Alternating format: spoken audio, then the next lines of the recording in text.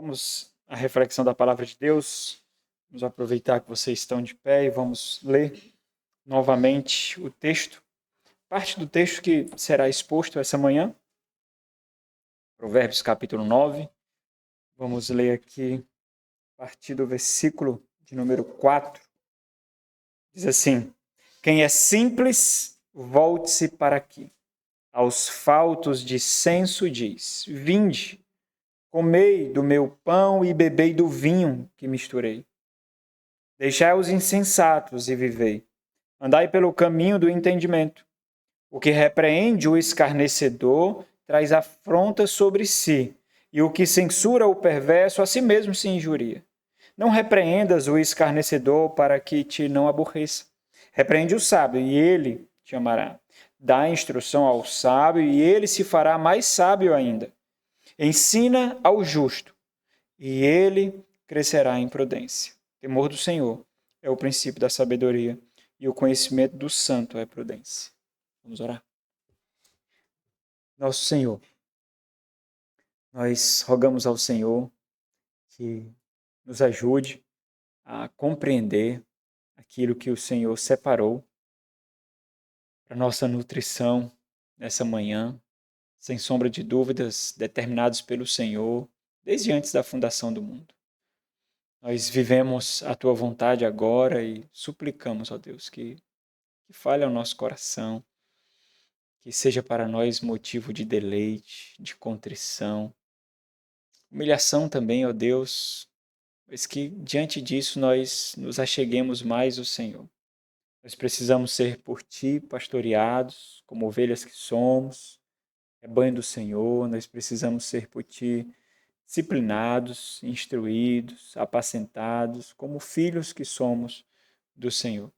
Não permita, ó Deus, que sejamos enredados pelos nossos próprios pensamentos, mas que os Teus pensamentos sejam o deleite das nossas reflexões, ó Deus.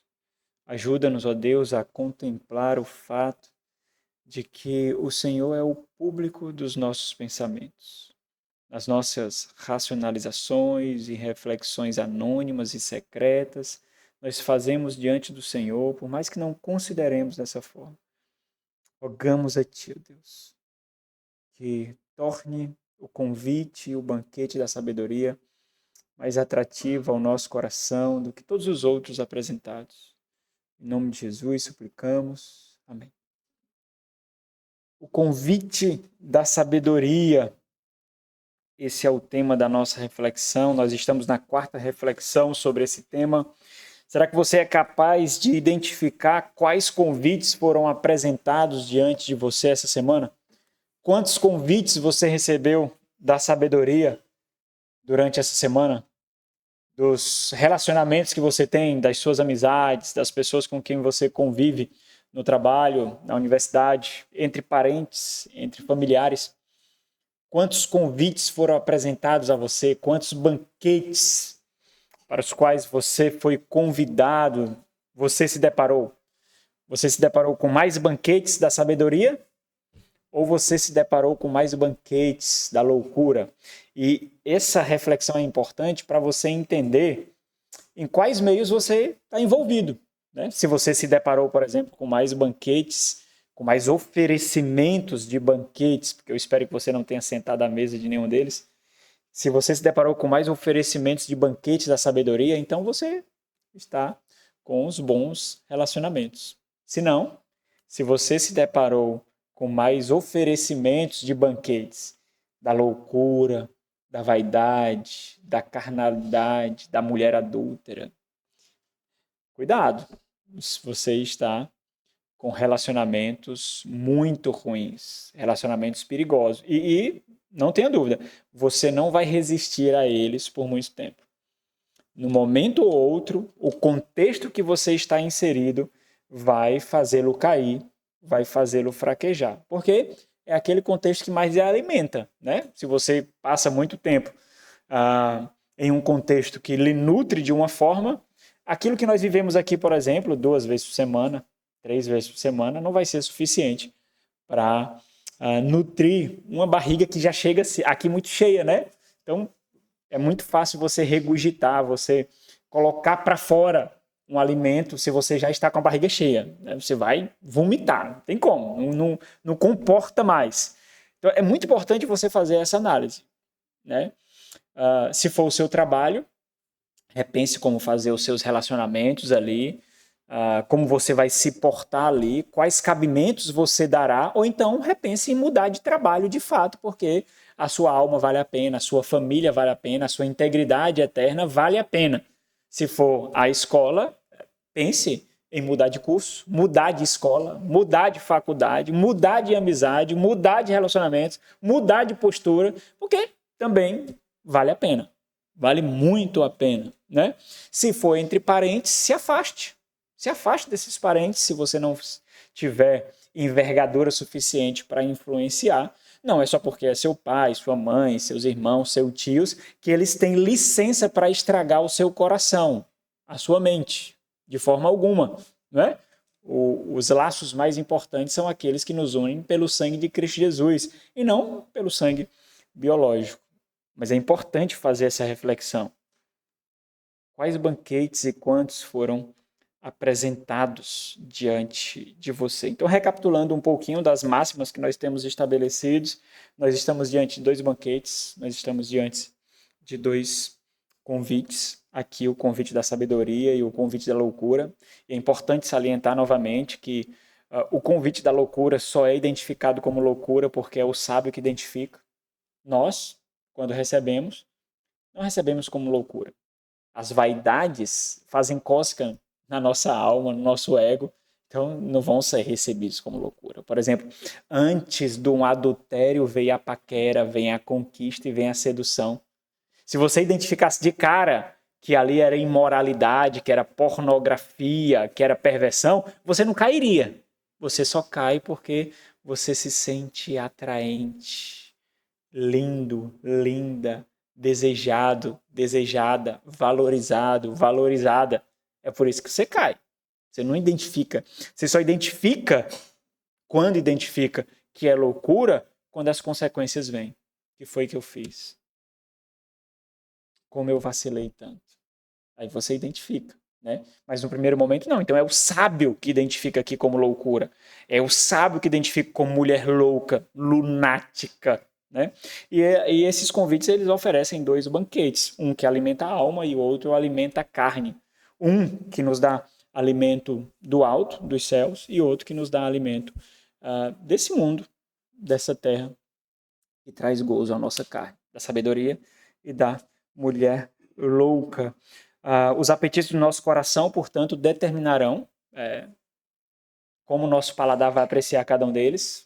Nosso paladar pode apreciar mais o da mulher louca e o fato de você entender que o seu paladar ele está mais atraído para a mulher louca em si, isso não constitui um pecado, um erro, constitui um alerta se você identificar, né? Você identificou, então é um alerta, então você age, mas se você identificou e não age, então significa dizer que o terreno do seu coração já foi tomado onde não deveria. Foi tomado mais terreno do que deveria, porque mesmo identificando, você continua cedendo, você continua se calando.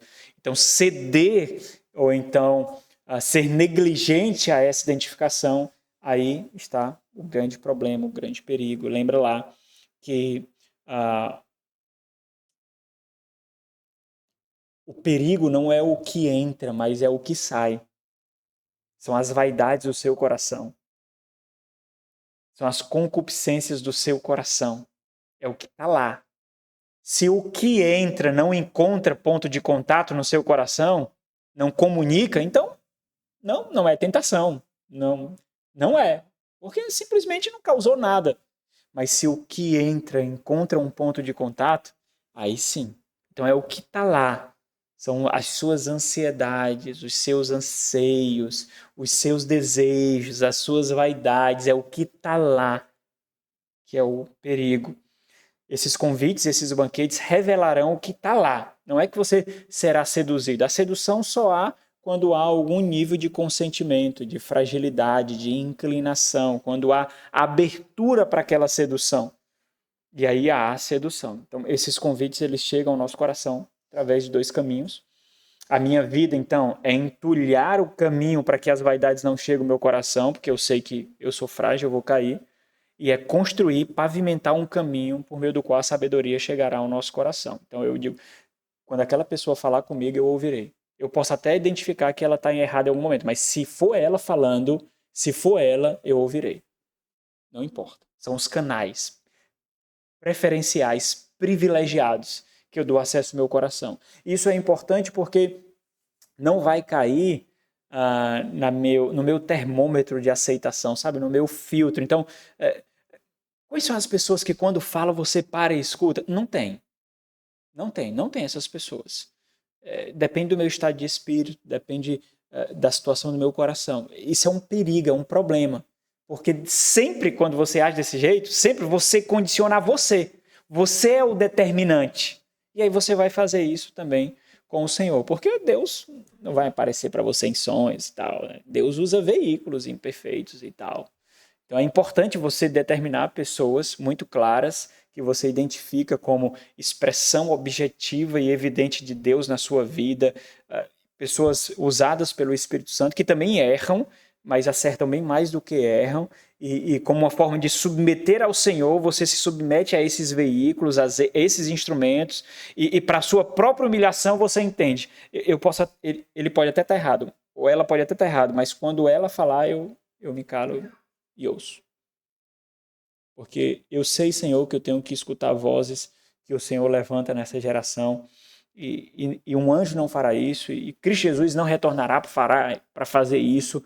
Então eu sei que eu preciso me submeter. Pessoas imperfeitas, pecadoras, mas como aqui não são escarnecedores, são sábios, embora passivos de instrução ainda, como aqui nos versículos que nós vemos, a partir 4, 5, 6, 7, 8, 9 aqui nesses versículos, né?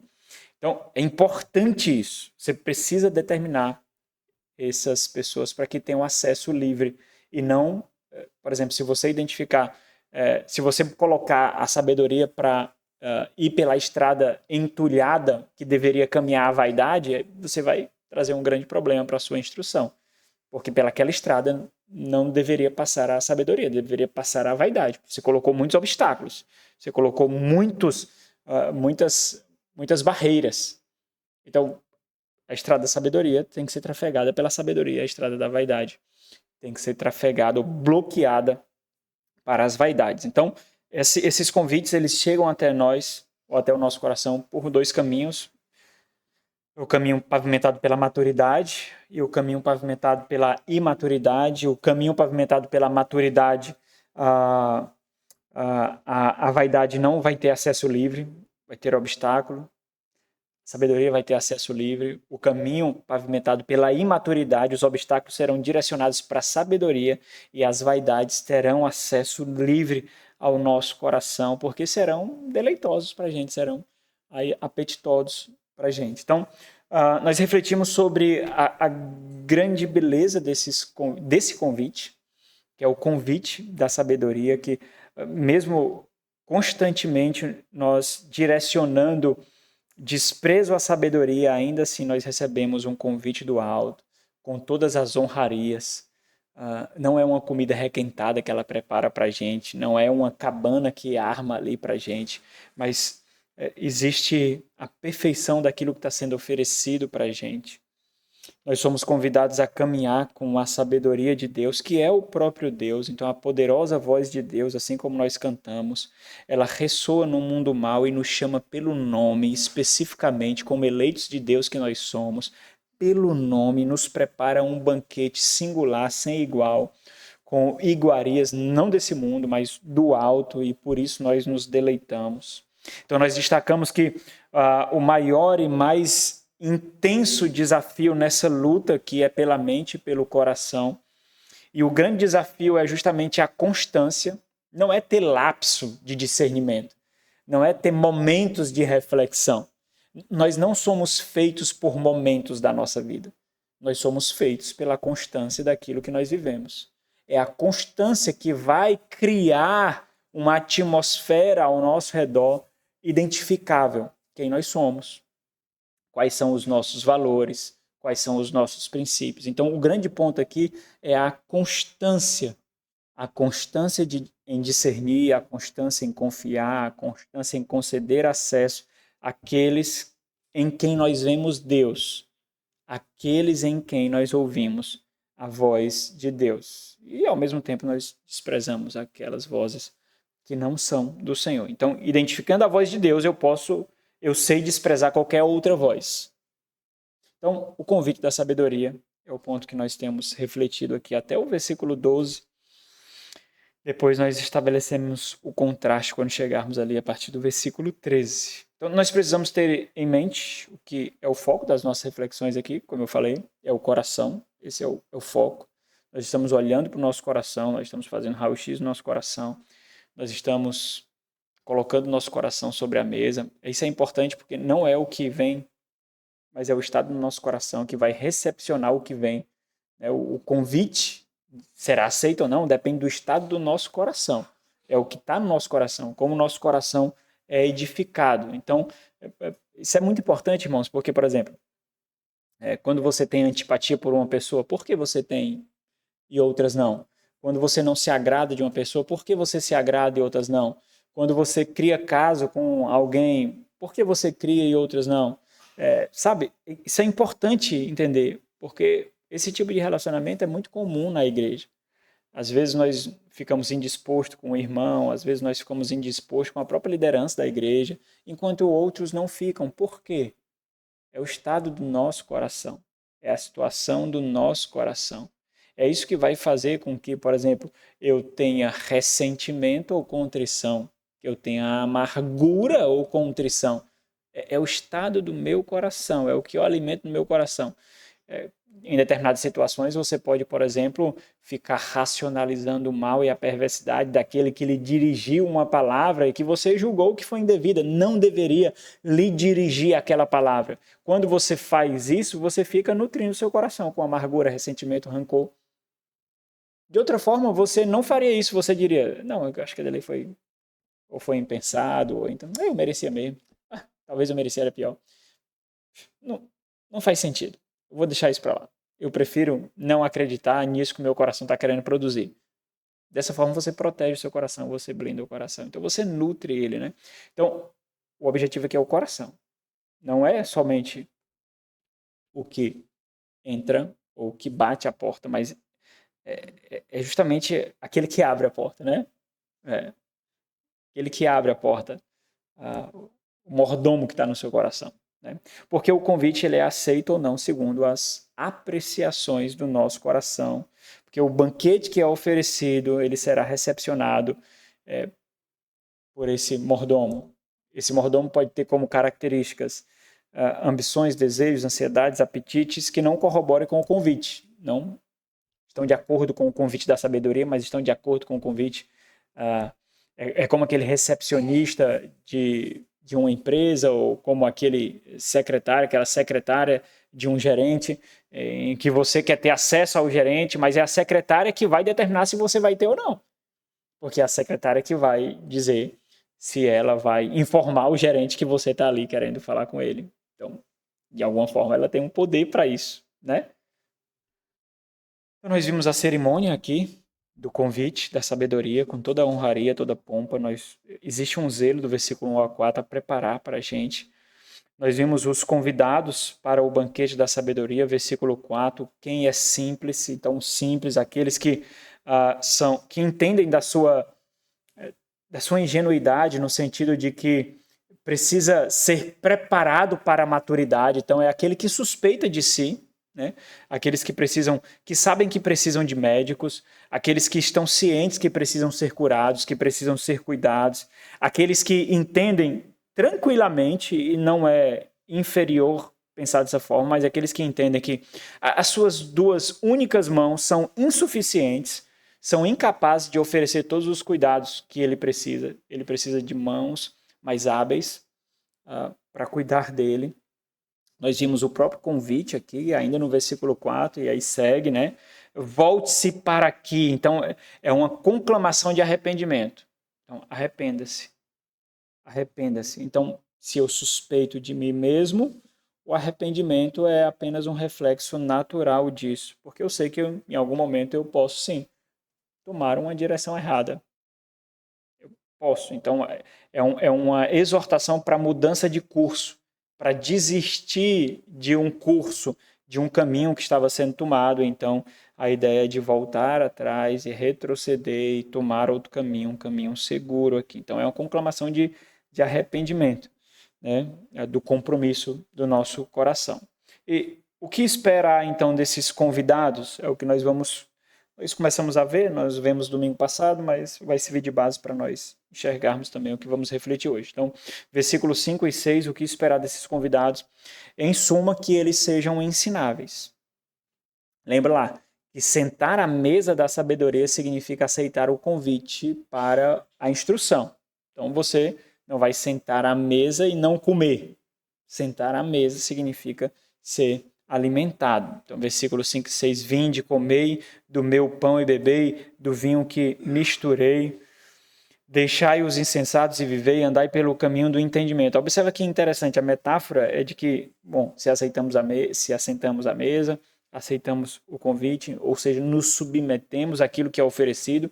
Eu não vou assentar-se à mesa e dizer assim, eu não como isso.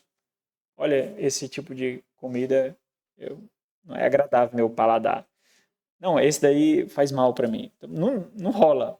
Aceitar-se à mesa significa submeter-se àquele que está oferecendo o banquete e você come. Agora existe um aspecto interessante aqui, ó. Olha a dinâmica aqui, ó. Primeiro eles recebem a instrução, que é o versículo 5. Primeiro eles se assentam à mesa. Primeiro eles recebem a instrução, depois eles respondem à instrução, que é o versículo 6.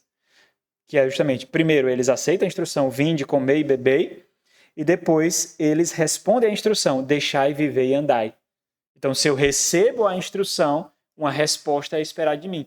E é justamente essa resposta que vai determinar se eu sou escarnecedor, se eu sou sábio. É a forma como eu respondo à instrução que eu recebi. Se eu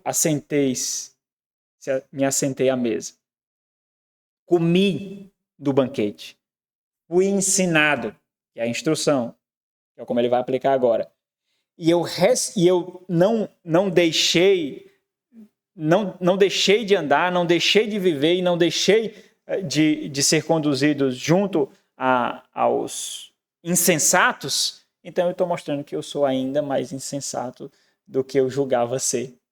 Então, a resposta que eu dou, a instrução, vai determinar se eu sou. E é importante porque a gente vai fazer a diferenciação de ingênuo e escarnecedor aqui, né? Porque às vezes é muito fácil, principalmente na lida da igreja, irmãos, muito fácil. Quando nós queremos abster alguém, vocês, da potência das suas ações, nós, geralmente, isso é comum na liderança da igreja, eu acho que ele nem sabe o que ele estava fazendo. Olha, eu acho que ele não tem nem noção da decisão que ele tomou. Olha, ele falou isso, não foi? Mas eu acho que ele não entende o que ele falou, não. Então, para nós não imputarmos as consequências que deveria, nós julgamos ingênuo. Quando muitas vezes a pessoa foi escarnecedor e não foi ingênuo. Então, quando isso se torna recorrente, nós precisamos avaliar se a ingenuidade não está sendo de fato um álibi e aquela pessoa está sendo escarnecedora de fato. Eu estou dizendo isso porque é muito comum. Às vezes ele dando ali na liderança da igreja, falando do fulano, ciclano que cometeu um ato, mas eu acho que foi falta de habilidade. O que é que a gente está dizendo? Foi ingenuidade. Será? Será que foi ingenuidade de fato? E desde quando ingenuidade é uma proteção para as consequências do erro, do pecado, do vacilo? Tem um limite. Lembra lá? Tem uma limitação. A ingenuidade não pode caminhar conosco de mãos dadas até a vida adulta. E lembra lá que vida adulta aqui não é depois dos 24 anos, como determinaram agora os cientistas falando do caráter tardio da adolescência, né? Na Sagrada Escritura, depois dos 13, né? Vida adulta. Então, nós temos que perceber até que ponto, e eu não quero determinar aqui uma idade, certo, irmãos? Né? Seu filho tem 14 anos, se lascou. Não é isso, né? Mas é ter sobriedade para não oferecer álibis aqueles que são escarnecedores, de fato. Isso é importante, né? Muito importante. Então, uma parte de ser sábio é justamente distinguir com dor no coração que aquela ação foi uma carnalidade de fato. E faz isso com dor no coração, porque você realmente queria acreditar que não foi carnalidade, que não foi maldade, foi ingenuidade de fato. Mas infelizmente você tem que encarar a realidade que você vive no mundo mal. E as pessoas são más, né? E isso faz parte. Então, observa aqui o primeiro e o segundo ponto, né? Hoje nós vamos refletir no versículo 7 ao versículo 9, o ponto denominado especificamente as tensões das instruções. As tensões das instruções. O versículo 7 e 9 diz assim, observa a tensão. A tensão da instrução significa especificamente, meu irmãos, as tensões experimentadas por aqueles que instruem. Mas ia ficar muito grande o ponto, eu coloquei só as tensões das instruções. Porque quem recebe a atenção não é a instrução, mas é aquele que oferece a instrução. Observa que ele é o foco aqui. O que repreende, o que censura, né? O que instrui, o que ensina. Então, versículo 7. O que repreende o escarnecedor traz sobre si, traz afronta sobre si. O que censura o perverso a si mesmo se injuria. Portanto, não repreendas o escarnecedor para que te não aborreça. Repreende o sábio e ele te amará. Dá instrução ao sábio e ele se fará mais sábio ainda. Ensina ao justo e ele crescerá em prudência. Então, o contexto de convite, de banquete, propriamente ditos, terminaram. Eles chegaram ao fim aqui no versículo de número 6. Agora o sábio, que assume aqui a figura de mestre, de um instrutor, ele exorta diretamente aqueles que estão diante desses dois banquetes. Presta atenção, os convites foram oferecidos, o banquete está estabelecido, então escuta aí, você que é escarnecedor, você que é sábio, é como você responderá a esses convites que vai determinar, porque o escarnecedor se julga sábio, e o sábio nunca se julga ingênuo ou passivo. Nem sempre se julga ingênuo e nem sempre se julga passivo. Ele pode ter esses lapsos de vacilo. É por isso que ele ainda precisa de instrução. Então, fazendo isso daqui, mais uma vez o sábio distingue entre o ingênuo e o escarnecedor. Ele vai mostrar aqui a diferença entre o ingênuo e o escarnecedor. Não estou me referindo à diferença ainda sobre o ingênuo e o sábio, que ele faz aqui. Por que eu estou destacando isso, irmãos? Porque às vezes nós podemos nos julgar ingênuo, porque é duro demais julgar a nós mesmos como escarnecedores. Nós podemos pensar assim, olha, eu nem parei para pensar sobre isso, pastor. Eu nem cogitei essa ideia. Eu não sabia. Nós tomamos a ingenuidade como um escape, como uma porta secreta, passando através dela, nós não teremos as consequências dos nossos atos impensados. Quando a falta de intencionalidade nem sempre é por causa da ingenuidade. Pode ser por causa dos compromissos do seu coração. Então aí é a carnalidade. Então, é importante oferecer essa diferenciação de ingênuo e escarnecedor. Como nós vimos nas pregações anteriores, parece que nós encontramos na ingenuidade uma saída fácil, né? Eu não vi, eu nem pensei, eu não sabia, eu não atentei. Parece que nós encontramos um álibi para nós não assumirmos as consequências dos nossos atos. Enquanto a falta de intencionalidade foi intencional. Por exemplo, você está numa situação de repreensão. Eu mando para você uma mensagem. Você escolhe não olhar. Em outros momentos, você olhava a minha mensagem rapidamente. Você olhava os grupos da igreja com uma velocidade absurda. Mas como você está numa situação difícil, você simplesmente não olha.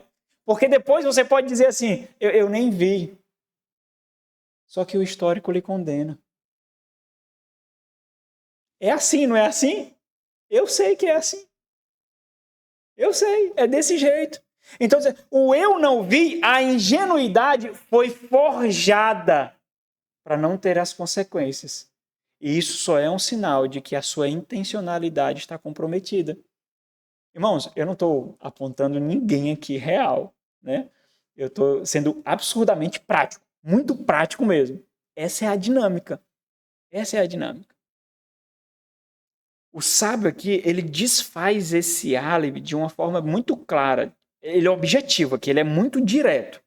Então, segundo o sábio, o que determinará se aquele que está sendo instruído é ingênuo ou escarnecedor é a resposta que ele dá ao conselho recebido, à instrução.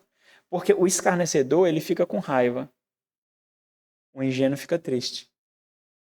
E eu vou estabelecer a dinâmica aqui dessa distinção, e é muito importante, irmãos, para que você, de forma pedagógica, ilustrativa, clara, você entenda aqui, para você tanto avaliar a si mesmo como aqueles que estão ao seu redor, principalmente por causa dessa cultura que nós tentamos manter aqui na igreja de discipulado, de instrução mútua, de aconselhamento mútuo e assim por diante.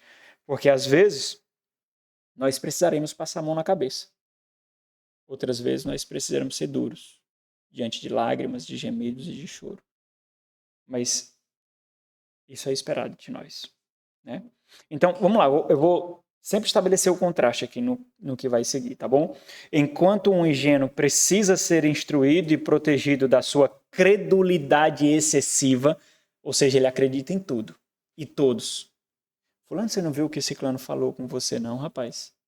Não, pastor, será que... Eu acho que não foi a intenção dele, não. Não, eu acho que é a impressão, porque ele não é assim, não. Ele é crédulo demais. Ele acredita em tudo e em todos. Então, ele precisa ser protegido, enquanto o ingênuo ele precisa ser protegido dessa credulidade. E é importante perceber isso porque, às vezes, irmãos, o ingênuo é orgulhoso, certo? Em sua ingenuidade, porque isso dá a impressão de bondade. Eu não penso mal de ninguém, eu não sou tão pessimista assim, né? Então, isso lhe traz orgulho, porque imagine, é que nem o pacifista, que é pecado, é diferente de ser pacificador. Nós devemos ser pacificadores, não pacifistas.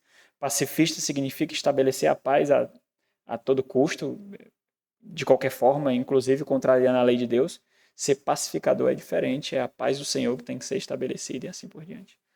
Então, o pacifista é aquele que passa por cima dos erros, das afrontas e da carnalidade, das necessidades que precisam ser estabelecidas, porque ele não quer confronto. O pacificador não. Ele entende que a paz vai ser estabelecida por meio de confronto. Guerra. Luta. É diferente aqui. Mas só que o pacificador, ele se acha melhor, porque ele se acha manso, se acha tranquilo. Ele se acha. E geralmente a sua voz é... Sabe aquela voz de padre? Meu filho, por que estás assim, meu filho? Sabe? Né? O padre parece que tem uma disciplina no seminário que tem que ter o mesmo tom de voz. Porque passa tranquilidade, não passa não? Passa tranquilidade você falar desse jeito. Não, mas não é bem assim, pastor. Eu acho que não. Eu acho que você está escolhendo olhar por esse lado aí, mas não é tão agressivo assim. É chato se deparar com gente assim, irmãos. É chato mesmo. Né? Pois bem, o ingênuo ele precisa ser protegido da sua credulidade excessiva, o escarnecedor não. O escarnecedor, por ser cheio de si, ele desdenha de todos e recusa-se a submeter à autoridade do outro, inclusive do Senhor. Olha Provérbios 21, 24, diz assim: quanto ao soberbo e presumido, que interessante esse contraste, ele presume dele mesmo. Quanto ao soberbo e presumido, zombador é o seu nome. Procede com indignação e arrogância. Seguindo, enquanto o ingênuo tem como característica a simplicidade, o que é que eu estou dizendo?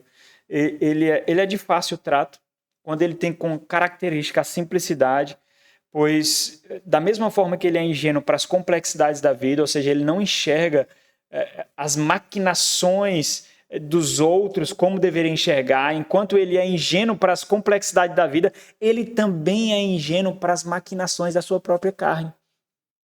Por isso ele é ingênuo. O pecado é pecado, mas ele pecou não porque ele intencionalmente manipulou, mas porque ele não teve discernimento suficiente. Já o escarnecedor não. O escarnecedor, ele é entulhado pelas complexidades da vida.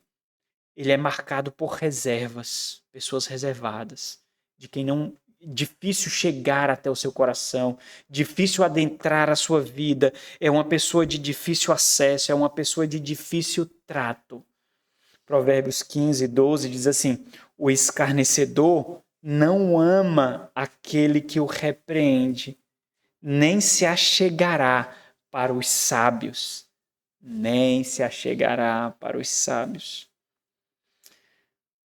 Enquanto um ingênuo, ele não é tão pessimista quanto deveria ser, porque nós vivemos num mundo mau e nós vivemos em meio a pessoas más, pecadores. Enquanto o ingênuo não é tão pessimista que deveria ser, o escarnecedor é mais pessimista do que deveria ser. Enquanto o ingênuo é ensinável, mesmo sendo lento em absorver a instrução, ainda assim ele é manso e humilde diante dos seus erros. Ele se entristece quando é exortado mais uma vez. Mais uma vez. Ele não levanta a voz, ele não é agressivo, ele fica com vergonha e ele se entristece. O escarnecedor não. O escarnecedor ele é obstinado e teimoso. Ele não tolera que não seja ele mesmo que tenha chegado em alguma conclusão, mesmo que essa conclusão seja boa. E quando ele é exortado, ele se ressente, porque ele se sente inferior. Ele fica com raiva. Nasce nele rancor. Provérbio 12, 1 diz assim: quem ama a disciplina ama o conhecimento, mas o que aborrece a repreensão é estúpido. Provérbios 26, 12 diz assim: tens visto a um homem que é sábio aos seus próprios olhos? Maior esperança há no insensato do que nele mesmo. E é justamente esse tipo de diferenciação que o sábio está fazendo aqui, irmãos. Abrem Provérbios 9, versículo 7, volta lá, né? Ele vai dizer, ó, o que repreende o escarnecedor traz afronta sobre si. Por quê? Por causa de tudo isso que eu disse. Ele não está comprometido com a instrução e nem com aquele que instrui. Por isso, ele traz afronta sobre quem? Sobre o escarnecedor? Não. Ele traz afronta sobre ele mesmo. Porque ele não vai ser visto como um veículo do Senhor, como instrumento de bênção. Ele não vai ser visto assim. O que censura o perverso a si mesmo se injuria. Então, diante do conselho, diante da orientação, diante da instrução, o escarnecedor, que se mostra ainda mais escarnecedor pela forma como ele responde ao ensino, o que é que ele faz? Ele fere, ele humilha, ele despreza. Então, lembre-se do tema que nós estamos analisando agora, as tensões das instruções. Aqui são as fortes tensões experimentadas por aqueles que instruem, por aqueles que discipulam, por aqueles que ensinam, os mestres, os pastores, os presbíteros, os oficiais da igreja, os mais velhos, os sábios. Ou seja, aquele que instrui está sujeito. Por isso que aquele que instrui, ele vive na vulnerabilidade. Aquele que instrui está sujeito a receber não somente gratidão, honra e consideração, que é esperado comumente, mas também afronta, humilhação e desprezo. Porque, irmãos, você precisa ser muito conhecedor de quem você é para você se submeter a alguém. Muito. Você precisa estar muito ciente de quem você é para você ser humilde, dependente e ensinável. E essa é uma reflexão importante e muito contrário daqueles que não entendem isso. Aqueles que são escarnecedores, geralmente ele acha, olha, você não sabe quem você é. Você não entende quem você é, se você é tão humilde assim, se você se submete tanto assim. É diferente. Por quê? Porque quando eu estou ciente de quem eu sou, ser humilde não é ser inferior. Ser dependente não é ser menor. Porque eu sei quem eu sou. Eu sei. Eu preciso.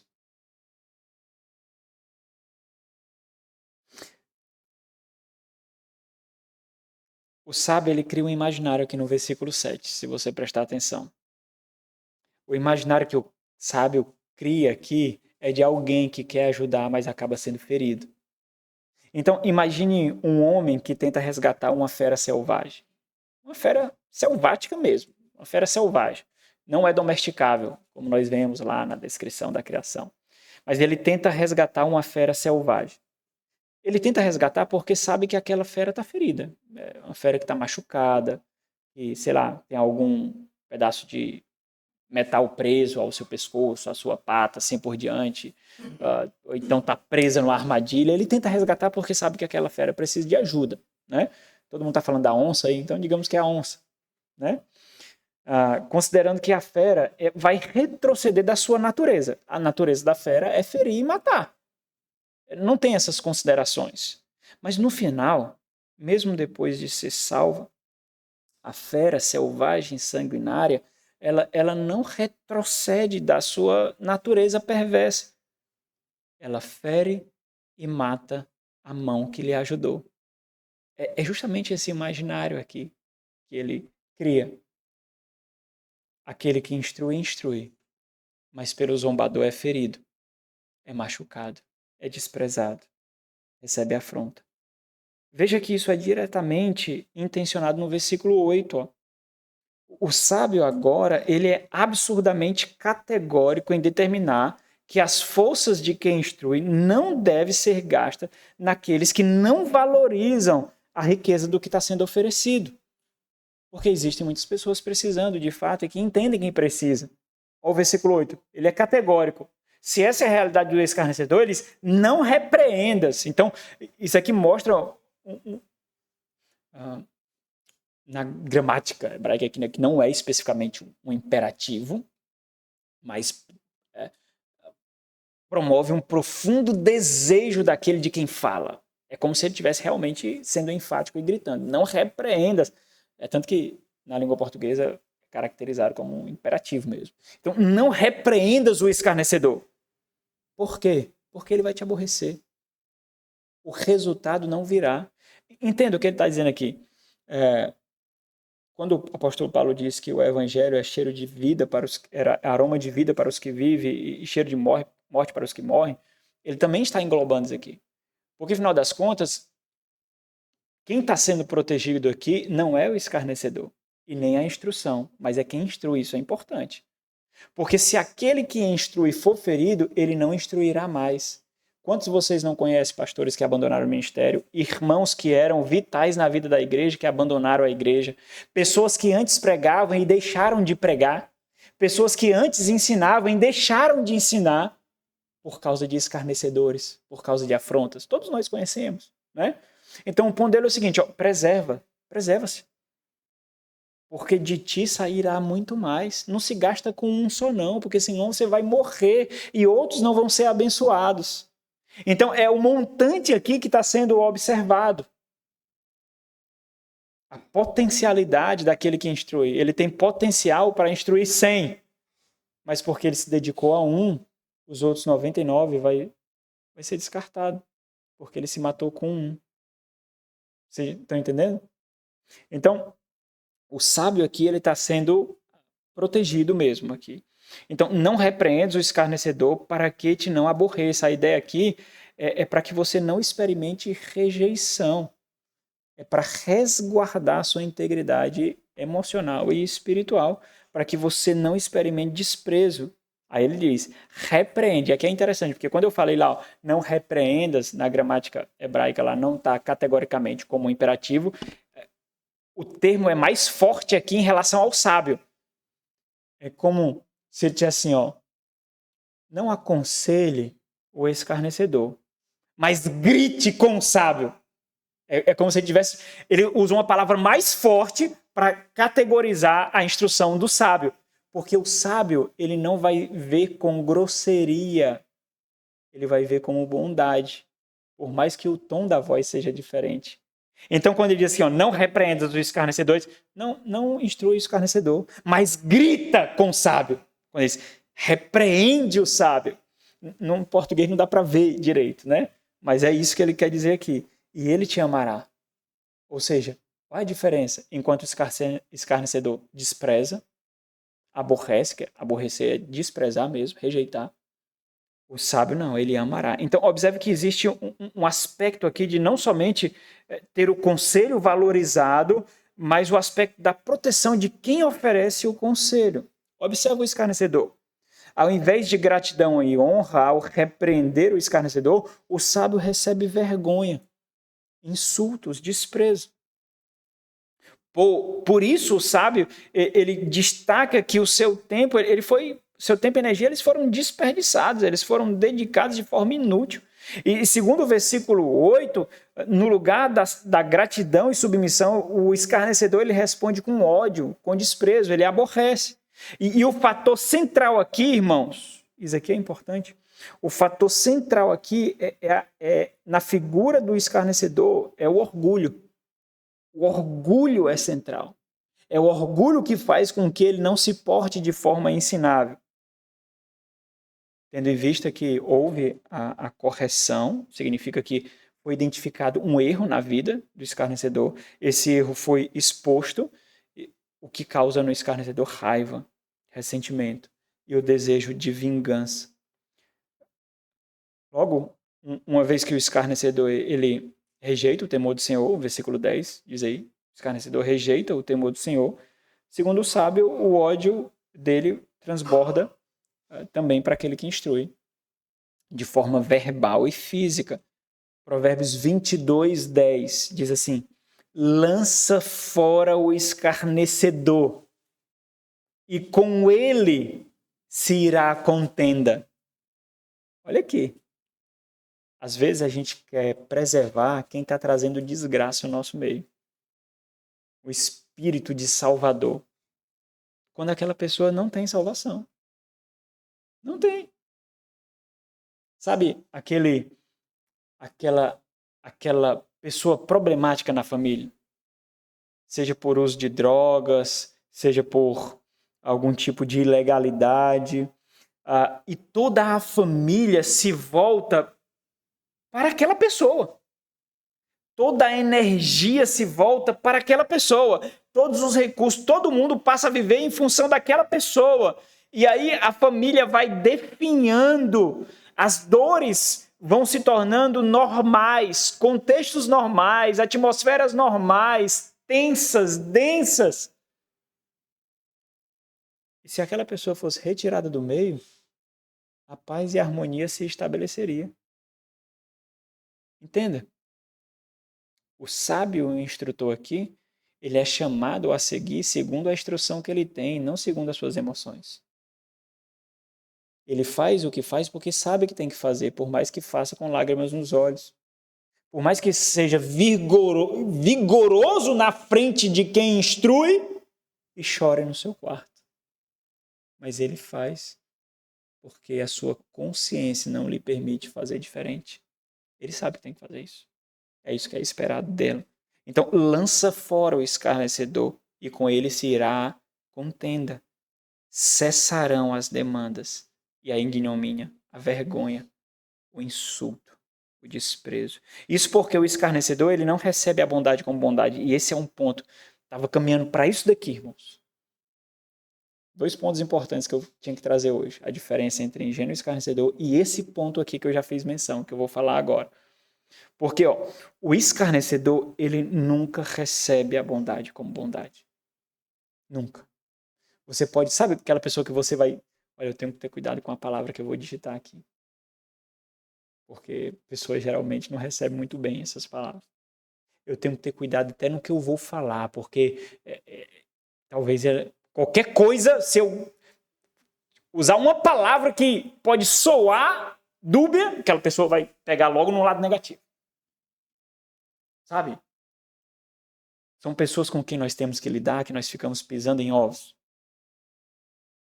Rapaz, velho, não posso dar uma escorregada aqui que não posso nem ficar muito à vontade. Porque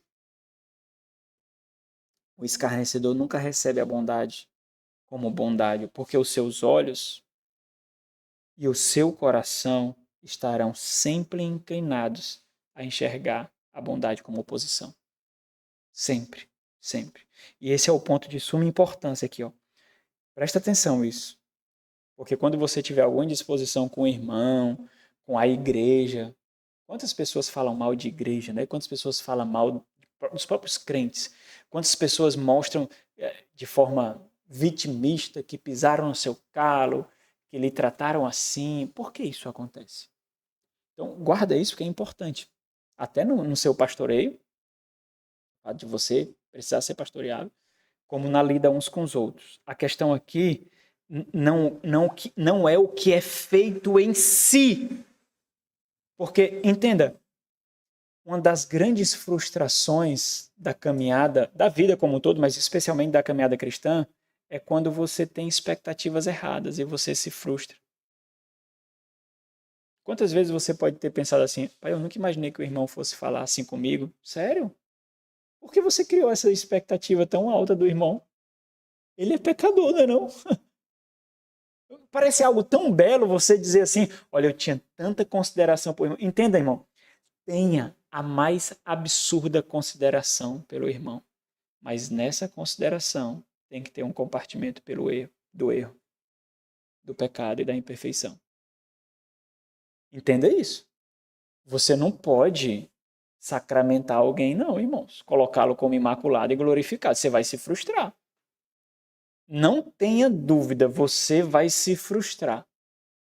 Então, quando você diz, olha, eu nunca imaginei que o pastor ia fazer isso comigo. Se até Jesus tinha inimigo, você vacilou. Pode parecer bom da sua parte, não pode? Mas você vacilou. Você tem que colocar o espaço para o erro, meu irmão. Então, muito cuidado com expectativas irreais. Muito cuidado. Porque você vai se frustrar. Relacionamento significa, note aí, frustração e superação. Frustração e superação. Frustração e superação. Isso significa se relacionar.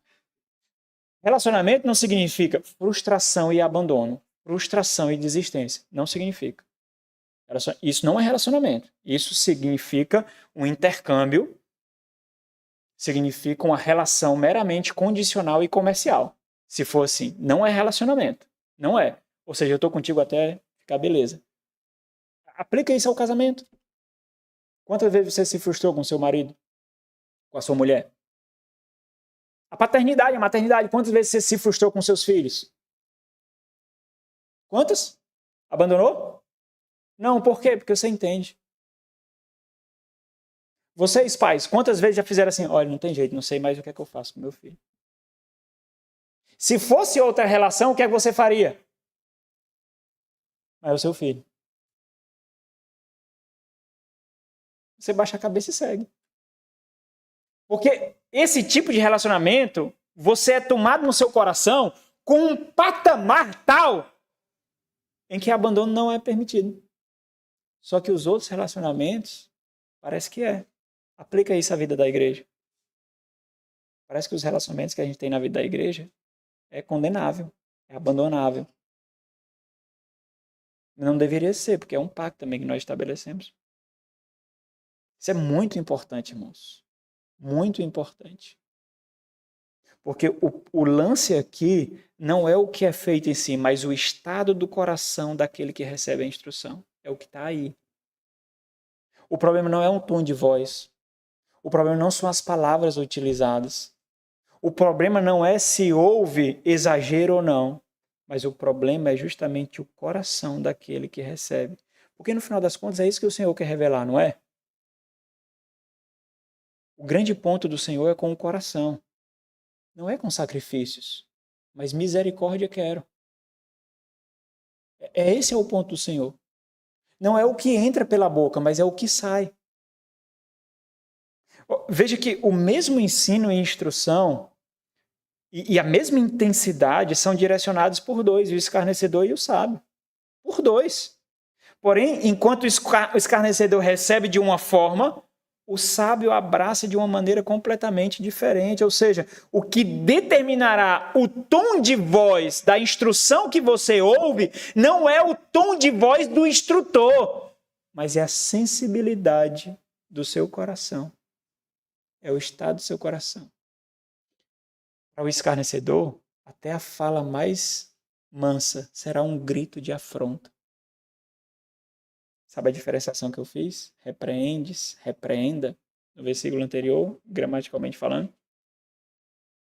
Para o sábio, até os gritos mais alvoroçados serão recebidos com uma enfática necessidade de salvação. Eu errei tanto assim, foi? Porque você está gritando desse jeito porque o que eu fiz foi muito grave, não foi? Olha a diferença. O escarnecedor diz assim, cara, está sendo muito grosso.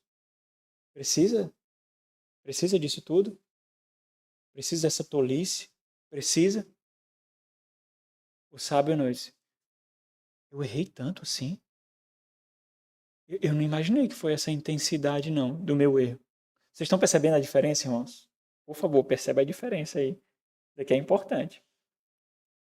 O que determinará o tom de voz com que eu receberei a instrução não será a voz em si, nem a boca de quem profere, nem as palavras escolhidas, nem o tom direcionado, mas a condição, a situação do meu coração. É aí o problema. Qual é a diferença de uma igreja morta, uma igreja onde o culto é morto, e naquele mesmo culto outras pessoas acham o culto vigoroso? Será que o problema é o culto mesmo? Será que o problema é a igreja mesmo? Não. Não. É o coração daquele que é apresentado no altar do Senhor ali. Coração que ama o mundo, que se deleita com a carne, que quer apenas mais uma emoção. E a emoção que aquela pessoa quer sentir no culto tem que superar as emoções que ela passou a semana toda sentindo na pornografia, no entretenimento vazio, nas vaidades. E as igrejas que alimentam isso estão caminhando para a sua maior desgraça, com pantomimas, com teatros, com apresentações musicais, com louvor, colocando o homem no centro.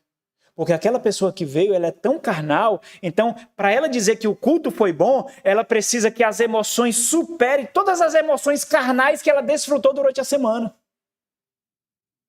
Porque o compromisso dela é com a carne de fato. Não é com o Espírito Santo. Não é com a presença do Senhor. Olha o Provérbios 9 e 8 de novo.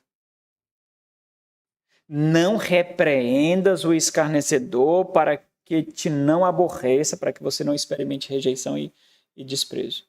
Porque quando alguém não está dedicado a aprender, a não ser ensinável, quando esse é o caso, a melhor opção para quem instrui é não se desgastar.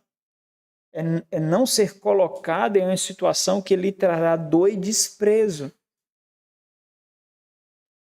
O escarnecedor, diante do desprezo, age com vitimismo.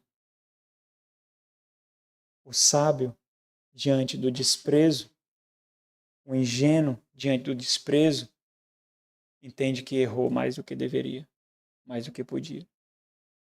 Foi eu. Foi eu que desgastei, foi eu que pisei em cima de todas as oportunidades que eu tive. Fui eu. O escarnecedor não. Olha, me abandonou. Quando eu mais precisei, me abandonou. Irmão, tem como ser mais prático do que isso, hein? Só se eu começar a contar casos aqui da vida de pastoreio.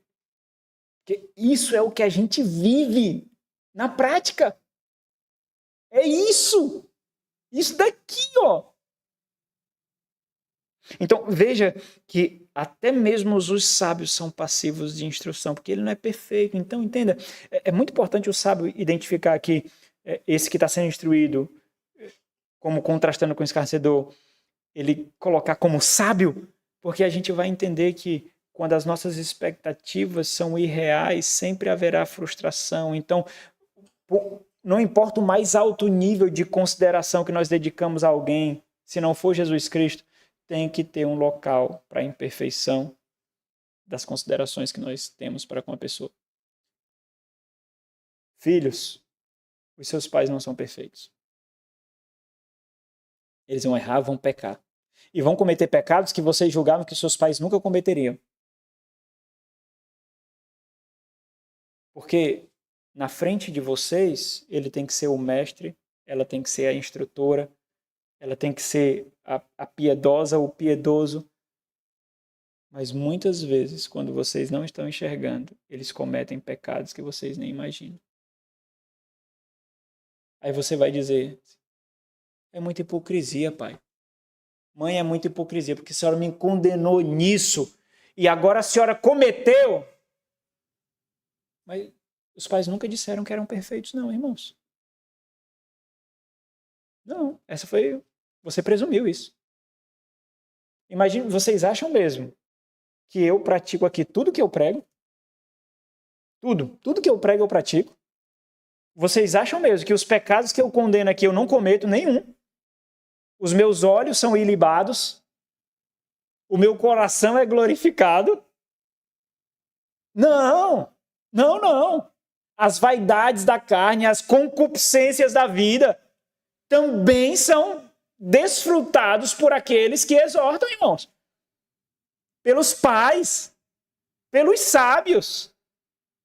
É óbvio. A grande diferenciação é o nível de rigor da luta e a constância com que não cai. Mas cai, mas erra.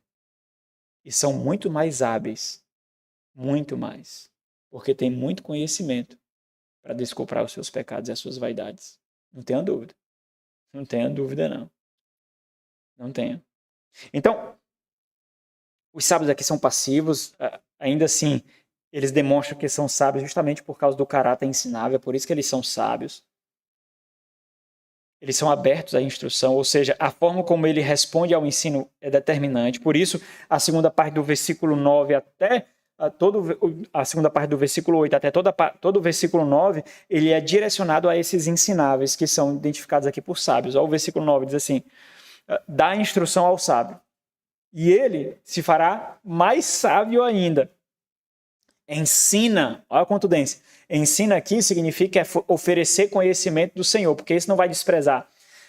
E aqui é aquela palavra de conhecimento pactual, conhecimento íntimo do Senhor, porque ele não vai escarnecer. Ensina o justo e ele crescerá em prudência. Por quê? Porque com o ensino para o sábio vem temor. Vejam que acontece justamente o oposto com o escarnecedor. A resposta que a gente dá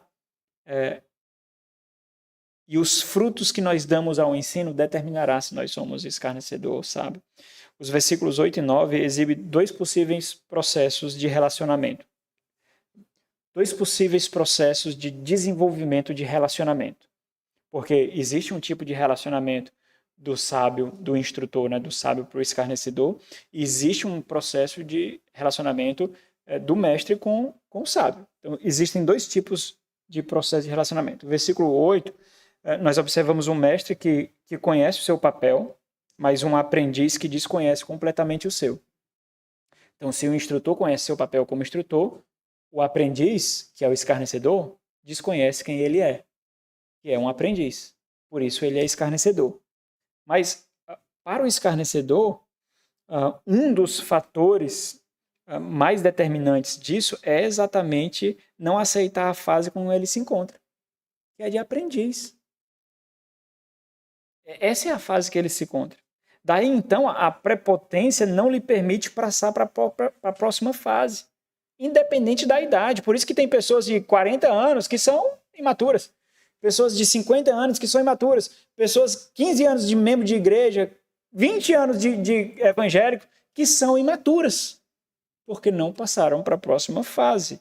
Logo, aquilo que eles tanto almejam, que é ser mestre, que é ser instrutor, nunca vai ser alcançado, porque nós precisamos passar pela fase de aprendiz, da qual nós nunca sairemos de fato, mesmo quando fomos instrutores. Então, para concluir, irmãos, versículo 9 aqui, nós vemos o aprendiz, que reconhece, ao contrário, que reconhece a beleza e a necessidade da fase em que se encontra.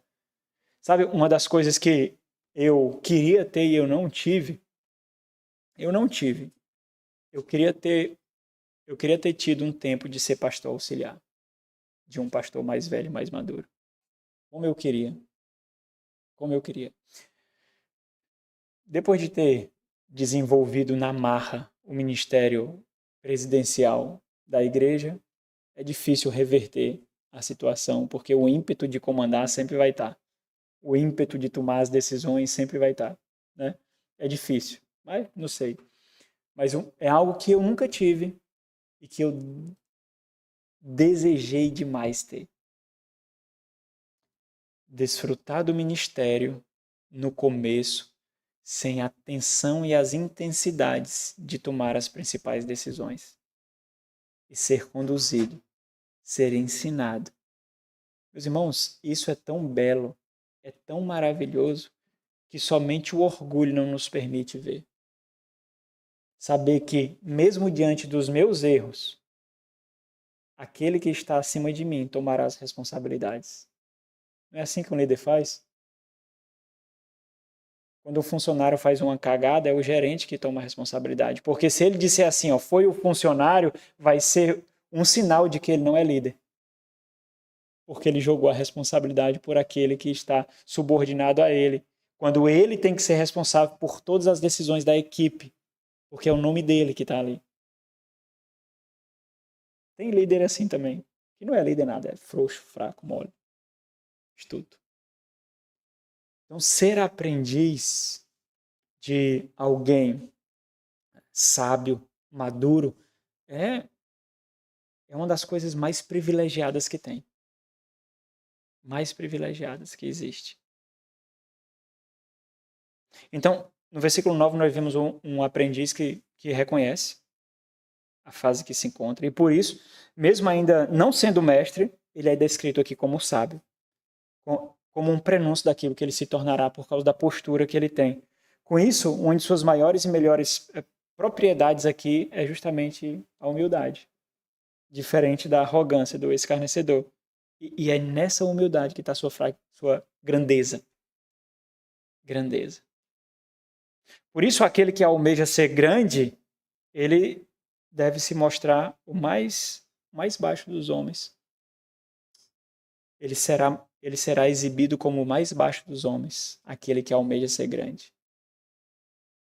Já o que reconhece a sua pequenez, revela a sua grandeza. Lembra da passagem em que o Senhor Jesus falou isso? Marcos capítulo 10, a partir do versículo 35, quando os filhos de Zebedeu, Tiago e João tentaram angariar grandeza junto ao Senhor Jesus Cristo em sua glória.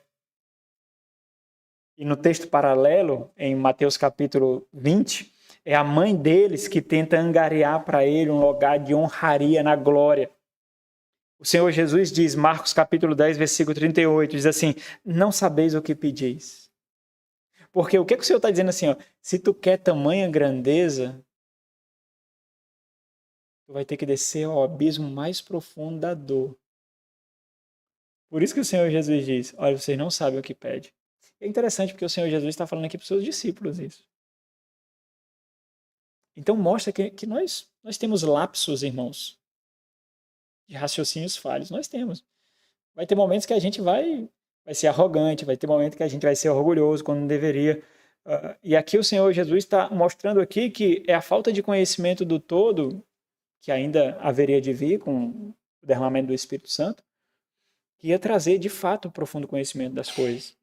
E aí o Senhor diz, vocês não sabem o que pedis, não sabem. Podeis vós, é o que o Senhor já ia dizer, ó. Vocês podem ir até lá, porque eles querem ficar lá de Jesus, né? Podeis vós beber o cálice que eu bebo e receber o batismo com que eu sou batizado? Vocês podem mesmo? Vocês querem sentar lá? Vocês podem? E aí eles conversam com o Senhor, e o Senhor mostra que a exaltação e a grandeza passa pela humilhação e a dor. Para que a gente saiba lidar com aqueles que estão num estado anterior ao nosso. A gente sabe o que é humilhação, a gente sabe o que é dor, a gente sabe o que é ser aprendiz.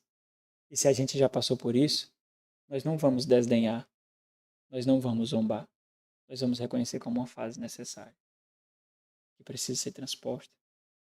Então nós precisamos passar por lá.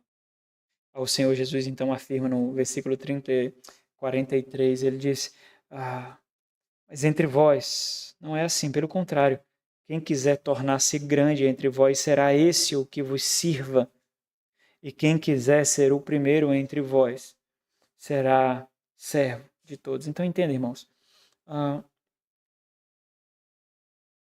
o serviço nesse tempo é muito diferente do serviço do nosso. O serviço nosso tem glamour, a gente bate foto e posta.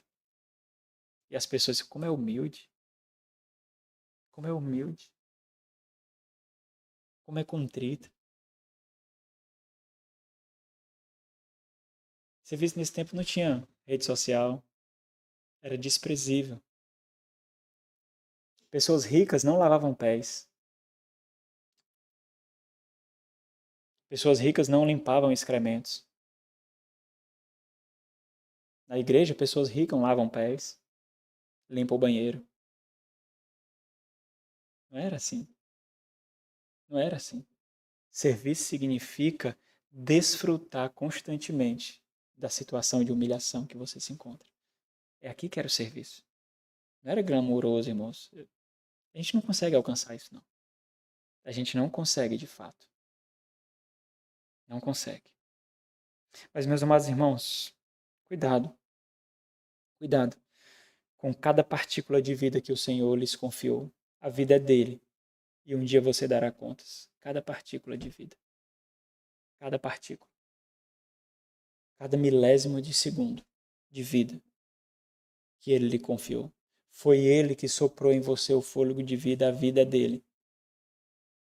Você só se tornou alma vivente porque Deus soprou o fôlego de vida dele. E por isso os ímpios pagarão.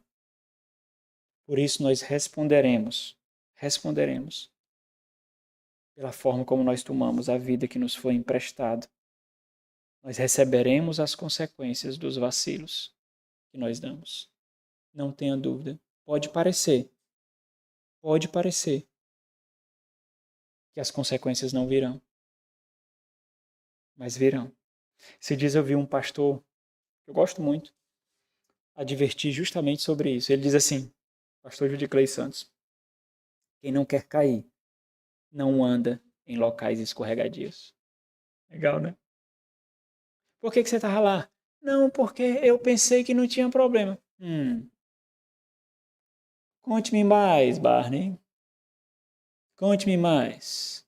Sério. Olha esse teu nome abestado aqui. Olha aqui, tem abestado. Tem um colega meu que era viciado em drogas, vivia no tráfico e deixou a vida de crime, se tornou evangélico. Só que ele gostava muito das suas amizades. No primeiro momento ele abandonou completamente as amizades. Os policiais que extorquiam ele massacraram ele numa determinada noite porque sabiam que não ia ter mais o salário semanal. Porque os policiais eram o álibi dele. Então entraram na sua casa, levaram quase tudo que tinha, pelo menos as coisas mais valiosas, TV, equipamento de som e assim por diante. Colocaram um saco na cabeça dele, maltrataram ele e tentaram persuadir ele de todas as formas para voltar para o crime, porque os policiais tinham uma casa para pagar, carro para pagar, assim por diante, estava contando com aquele salário. Ele resistiu e deixou. Testemunho forte, né? Passou um tempo, ele começou a frequentar os bares e as localidades dos seus amigos de outrora. Só frequentava, não consumia nada, nem refrigerante. Passou um pouquinho mais de tempo, ele começou a beber cerveja sem álcool com aqueles que estavam lá. E todas as vezes que ele era surpreendido, inclusive por mim, por alguma exortação, ele dizia, não, eu sei, eu não sou menino não, cara, eu saí desse meio aí, eu sei como é que funciona. E aí quando ele começou a beber cerveja sem álcool, eu disse, cara, tu tá avançando. Tu tá subindo um degrauzinho, ou descendo, né? A mais. Não, cara. Eu não sou menino, não, cara. Eu sei onde eu tô. Eu conheço os caras, eu sei esse meio. Já vi muita gente caindo no mundo da dependência. E eu sei o que evitar, que é só que eu tô com sede. Eu não tenho água, não, lá. Tá bom. A consequência você já sabe. Acabou. Acabou. Não voltou à profundidade do buraco que onde se encontrava anteriormente, mas abandonou o Senhor. Abandonou o Senhor. Quem não quer cair não anda em locais escorregadios. Não anda. Na dúvida, uma citação do pastor Jonas Madureira naquele livro Inteligência Humilhada, ele diz o seguinte: ó, em uma vigília de oração ouvi a frase que me marcou para sempre. E ele diz: uma vigília de oração. Uma senhora falou: vamos nos ajoelhar para orar, porque de joelhos ninguém tropeça. Na dúvida, dobra os joelhos, porque de joelhos ninguém tropeça. Não é verdade? Vamos orar. Nosso Senhor, ajuda-nos a peregrinarmos de joelhos, ó Deus, para que nós entendamos que a peregrinação desse lado da eternidade nos causará dor. Ajuda-nos, ó Deus, a identificar os locais escorregadios e nos afastar deles, reconhecendo que as plantas dos nossos pés podem resvalar ali.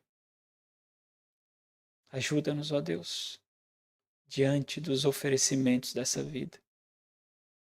Banquetes são apetitosos à nossa carne. E tantas vezes usamos o conhecimento do Senhor para desculpar a aceitação de tais banquetes. Ajuda-nos a olhar o nosso coração, ó Deus. Como precisamos, meu Pai, em nome de Jesus. Amém. Vamos cantar mais uma vez.